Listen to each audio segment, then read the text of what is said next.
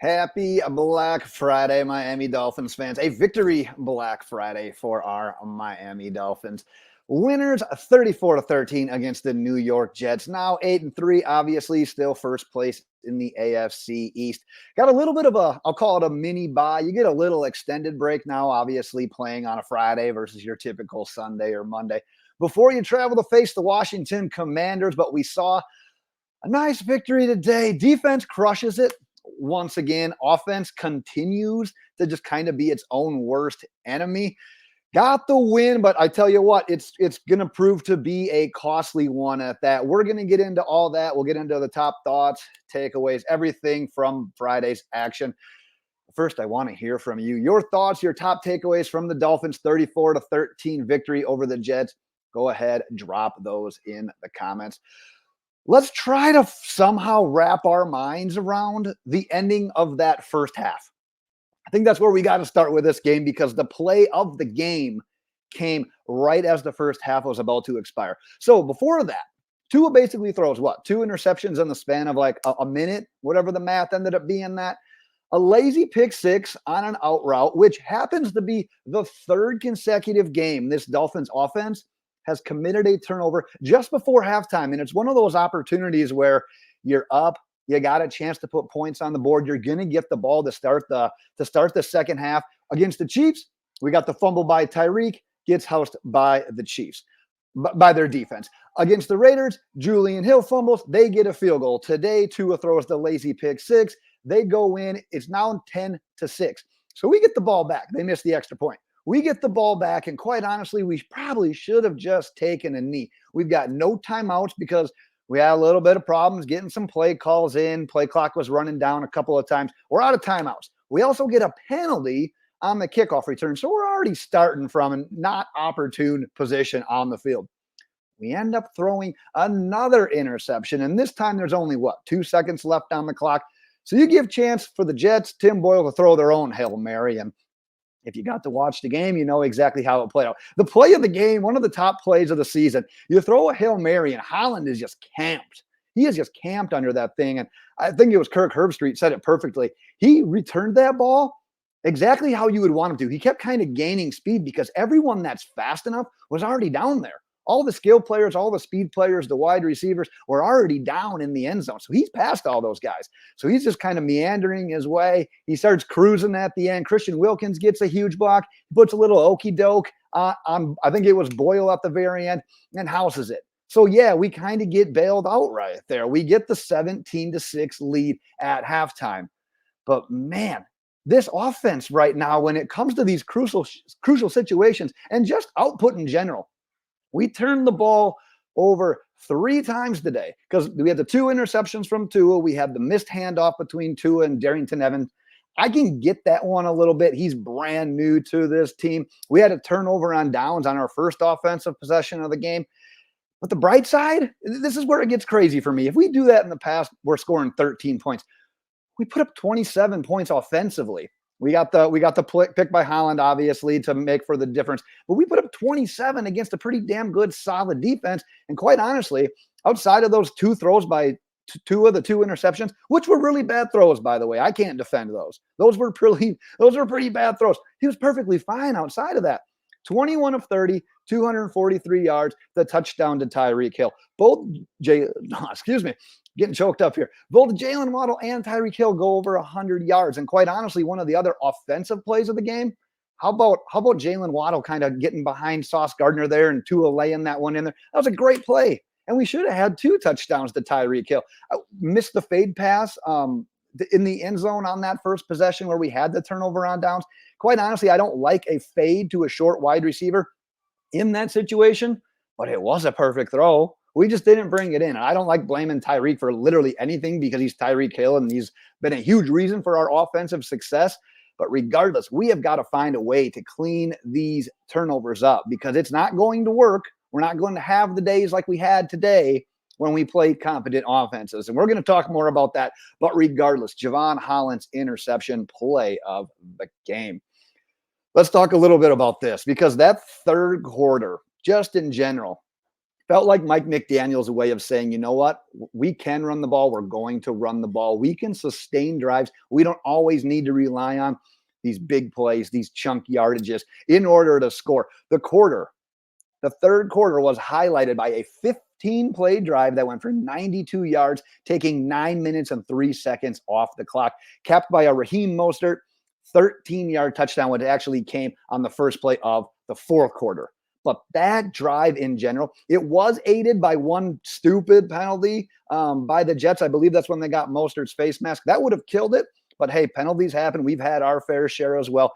That drive was all about just nickel and diamond up the field, not having to rely on big plays, but knowing that we can get it done. Raheem Mostert finishes the game with 20 carries, which is quite a bit in this day of age, especially for a guy like Raheem Mostert. He doesn't typically get bell cow like numbers like that in regards to carries. 20 carries, 94 yards, the 2 touchdowns, had the one later in the fourth that just put the icing on that game. Jeff Wilson goes 11 for 56. Nice little bounce back game for him as well. The team in general, 37 carries, 167 yards. We talked about how the Jets were like the third worst team in the league against the run. Mike McDaniel obviously knows stuff like that, and he obviously made a point to make that a big part of today's game plan with 37 carries. And now what I'm going to say is obvious. We need Devon Achane back. And not only do we need him back, but we need him to remain on the field when he is back. And when that happens, and when our offense can be a little bit diverse, we may see more of these games, these kind of performances where we have these 30-plus carries games like we did today, if we can continue to do that kind of stuff. Put a bow on this one. The Jets in the third quarter, they had the ball for 2 minutes and 18 seconds. They gained just 3 yards. If you can keep an offense off the field by sustaining drives like that, that's how you can beat the teams like the Cowboys, like the Ravens that we got coming up that have a little bit better offenses than what we saw today. This is going to bleed perfectly into talking about our defense, though, because he's been dialing up some gems. Let's keep everything in perspective here. Keep in mind, we're not, like I said, we're not playing an offensive juggernaut here. Jets, that offense, that's hard to watch. I feel bad for any Jets fans. If you're crossing over and checking any of this out, we've been there, Jets fans. It's not great. Their drives today, 6 punts, 1 turnover on downs, 2 interceptions, 1 touchdown score. Hey, they did score. They did score once, but the 2 interceptions, obviously Holland had one, Baker had one on a play that Xavier Howard popped up in the air. But that pass rush, getting home, whether it's sending 4 or 5, a blitz, but more often than not, just being able to have that coverage on the back end and getting there with 4. We had 7 sacks today, 2 from Christian Wilkins, 1.5 from Emmanuel Ogbah, 1 for Jaelan Phillips, 1 for Deshaun Hand, 1 for Zach Sealer, and 0.5 for Raekwon Davis. Christian Wilkins getting it done as a pass rusher now, 6.5 on the season. That's a career high. We still have 6 games remaining. We held the Jets and Tim Boyle to 179 passing yards. They got 29 rushing yards on 10 carries. Do you think Dalvin Cook maybe regrets that idea of chasing the money and going to play with the Jets? Obviously, he didn't know things were going to turn out like this and they were going to lose Aaron Rodgers. He had 1 carry today for 2 yards. He had 2 more yards than you and I. 2 receptions for 19 yards. Like I said, we're playing one of the league's worst offenses, but the defense was basically stout throughout this one. But this is where the downer kind of comes in. Jaelan Phillips. I mean, come on. You begin the game great. He had that near sack on the Jets, second drive when they were back by their own end zone. That woulda, shoulda been a safety. It should have at the least been intentional grounding in the end zone, resulting in a safety. Boyle was spun, and yeah, there was a receiver over there, but was he really trying to intend to throw the ball to him for a completion? Not in my opinion. That's beyond the point. It's a play. It's whatever it is. But then the Achilles injury comes later in the game when the game's kind of in hand. Emmanuel Ogbah was already being subbed into the game, and Phillips had actually just been brought out, kind of going through a rotation at that point in time. But you kind of get that feeling like we won today, but it was costly. Like it almost feels like we lose some in the grand scheme of things.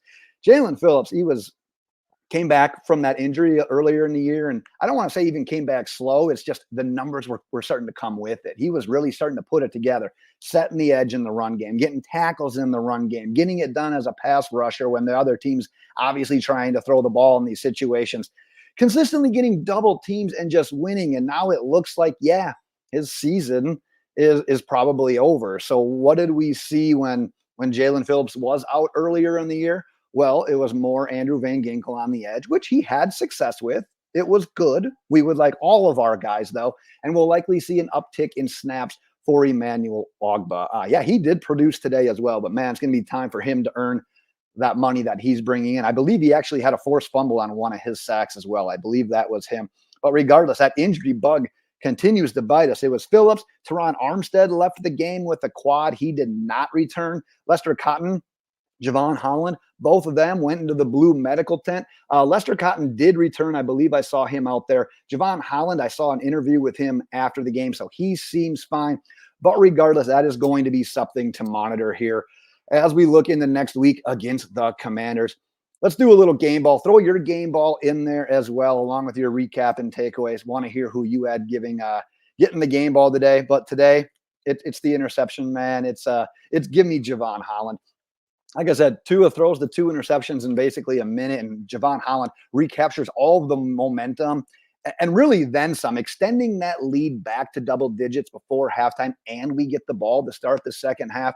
Overall, even besides the interception, a nice game with, I think he had another pass breakup in that game, had some nice tackles as well, but we cannot downplay the importance of that play, that the Fail Mary, we shall call it, where he housed that one. But man, without that play, it's a tough call. We're in a completely different situation coming out of halftime than we were without that interception in that play. So props to Javon Holland, game ball to Javon Holland. He gets mine. But like I said, let's hear from you. Who gets your game ball, your top takeaways? Drop those in the comments. That is what I've got for today, Dolphins fans. We will be back to prep for the Washington Commanders. Enjoy this one as much as you can, despite the injury news. And until next time, fins up.